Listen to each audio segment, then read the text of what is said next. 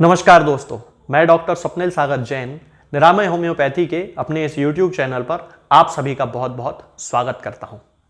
दोस्तों, बहुत सारे लोगों में ऐसा देखा जाता है कि 40 वर्ष की उम्र से लेकर और 60 वर्ष की उम्र के बीच में उनके कंधों में एक बड़ी गंभीर किस्म की समस्या होने लगती है, जिसमें कि उनके जो कंधे होते हैं उनमें बहुत ज़्यादा दर्द होता है और उनका जो मूवमेंट होता है, यानी कि कंधे को घुमाने की जो उनकी क्षमता होती है, आगे पीछे करने की जो उनकी क्षमता होती है, वो कम होने लगती है, खत्म होने लगती है। इस कंडीशन को फ्रोजन शोल्डर या फिर एडहेसिव कैप्सुलाइटिस कहा जाता है। सामान्य भाषा में आपने बहुत सारा इसके बारे में सुना होगा। फ्रोजन शोल्डर बहुत सारे लोगों को होता है और 40 वर्ष से 60 वर्ष की उम्र के बीच ही ज्यादातर ये लोगों में देखा जाता है। तो फ्रोजन शोल्डर आपके परिवार में से भी आपने कई बार लोगों को सुना होगा कि उनको फ्रोजन शोल्डर की शिकायत हो गई, इनको फ्रोजन शोल्डर की शिकायत हो गई। अब दोस्तों, हमारा जो कंधा होता है ये 3 प्रकार की बोन्स से मिलकर बना होता है। पहली होती है ह्यूमरस, दूसरी होती है स्कैपुला और तीसरी होती है क्लेविकल। तो फ्रोजन शोल्डर की जो शिकायत होती है इसमें पेशेंट की 3 स्टेजेस होती हैं। पहली स्टेज में जबकि पेशेंट के कंधे में दर्द होना शुरू होता है और धीरे धीरे उसका कंधा काम करना बंद करने लगता है। इस अवस्था को फ्रीजिंग शोल्डर कहा जाता है, फ्रीजिंग शोल्डर। इसके बाद दूसरी अवस्था आती है जिसे कि फ्रोजन शोल्डर कहते हैं।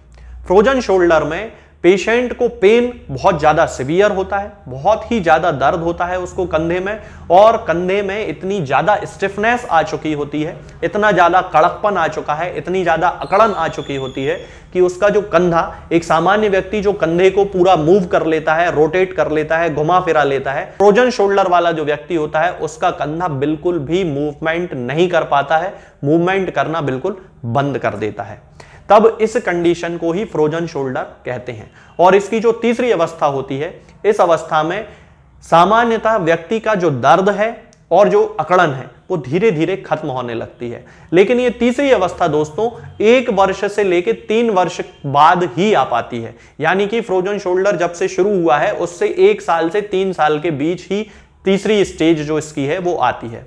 अब ये जो 1 साल से 3 साल के बीच का जो समय है जिसमें कि बहुत ज्यादा दर्द होता है और अकड़न होती है, उस अवस्था में एलोपैथी में तो फिर इंट्रा आर्टिकुलेट स्टेरॉइड के इंजेक्शन लगा दिए जाते हैं या फिर कंटिन्यूअसली पेन किलर्स खाना पड़ता है।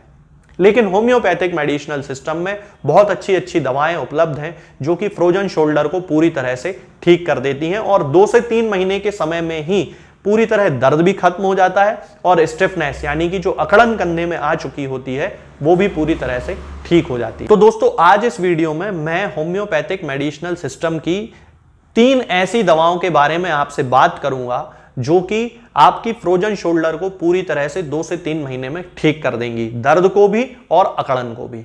इस कॉम्बिनेशन में दोस्तों सबसे पहली जो मेडिसिन होगी वो होगी आपकी सिम्फाइटम ऑफिसिनेल। होम्योपैथी में अगर आपने मेरे वीडियोस देखते रहते हो तो मैंने पहले भी बताया है कि सिम्फाइटम हड्डियों से रिलेटेड बीमारियों के लिए बहुत अच्छी दवा है। ये न केवल सूजन को खत्म करती है बल्कि हड्डियों की ग्रोथ को भी बढ़ाती है और हड्डी के जुड़ने की अवस्था जो रहती है उसको भी इंक्रीज करती है। यानी कि यदि किसी को फ्रैक्चर है तो सिम्फाइटम का उपयोग वो कर सकता है। आज इस कॉम्बिनेशन में आपको फ्रोजन शोल्डर के लिए सिम्फाइटम का जो उपयोग है वो 200 पोटेंसी में करना है।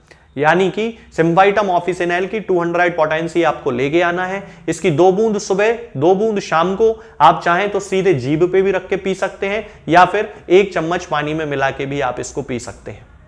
इसके बाद जो दूसरी मेडिसिन आती है दोस्तों वो है हाइपेरिकम परफोरेटम। होम्योपैथी में इस मेडिसिन का भी बहुत ज्यादा उपयोग फ्रोजन शोल्डर के केसेस में किया जाता है, खासतौर से तब जबकि कंधे में अकड़न के साथ हाथ में, जिस तरफ के हाथ में ये तकलीफ है, जिस तरफ के कंधे में ये तकलीफ है, उस कंधे में नम्बनेस या सुन्नपन आने की भी शिकायत होने लगे। खास तौर से उन केसेस में, नहीं तो जनरल तो सभी केसेस में इसका यूज फ्रोजन शोल्डर के केसेस में किया जाता है।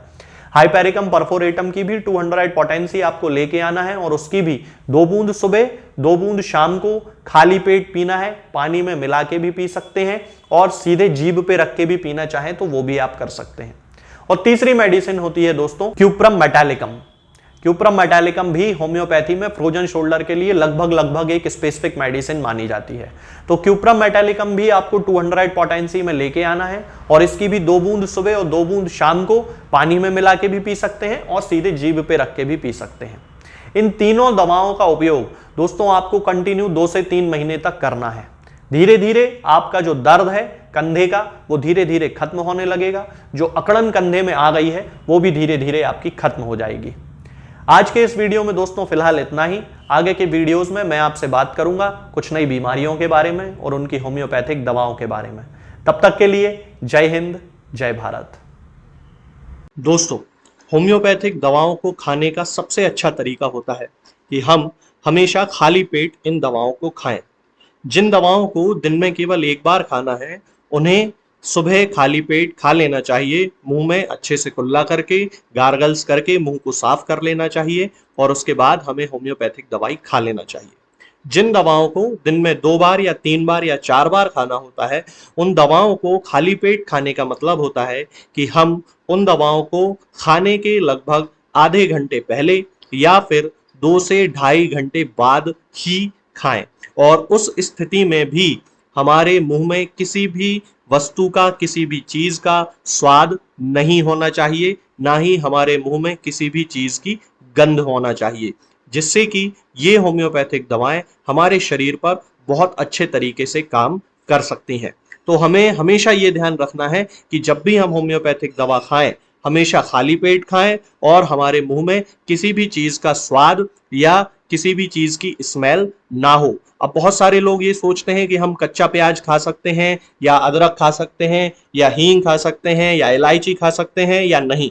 बिल्कुल आप इन चीजों का इस्तेमाल कर सकते हैं। होम्योपैथिक दवाओं को खाते समय आप इन सभी चीजों को बड़ी आसानी से खा सकते हैं। बस याद ये रखना है कि जब भी आप होम्योपैथिक दवा खाएं इनमें से किसी भी वस्तु का, किसी भी चीज का स्वाद आपके मुंह में ना हो। यानी कि जब भी आप इन्हें खाएं तो इनके खाने से या तो आधे घंटे पहले होम्योपैथिक दवा खा लें या फिर इन्हें खाने के 2-2.5 घंटे बाद, जब कि आपने मुंह में अच्छे से कुल्ला कर लिया हो, अच्छे से गार्गल्स कर लिए हो, तब इन होम्योपैथिक दवाओं को खाएं तो आपको हमेशा होम्योपैथी के सबसे अच्छे रिजल्ट देखने को मिलेंगे। लोग गलती यही कर देते हैं कि वो प्याज खाना छोड़ देते हैं, कच्चा प्याज, लहसुन, अदरक, हींग सब खाना छोड़ देते हैं, लेकिन फिर भी उनको मुंह में सफाई ना होने के कारण होम्योपैथिक दवाओं का अच्छा रिजल्ट देखने को नहीं मिलता है।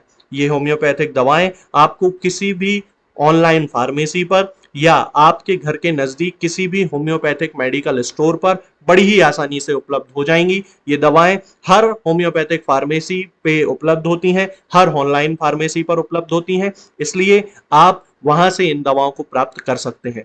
निरामय होम्योपैथी क्लिनिक से ना ही किसी मरीज को कोई दवा बेची जाती है और ना ही कोई दवा भेजी जाती है, इसलिए अपने नजदीकी होम्योपैथिक मेडिकल स्टोर या ऑनलाइन फार्मेसी से ही इन दवाओं को प्राप्त करें।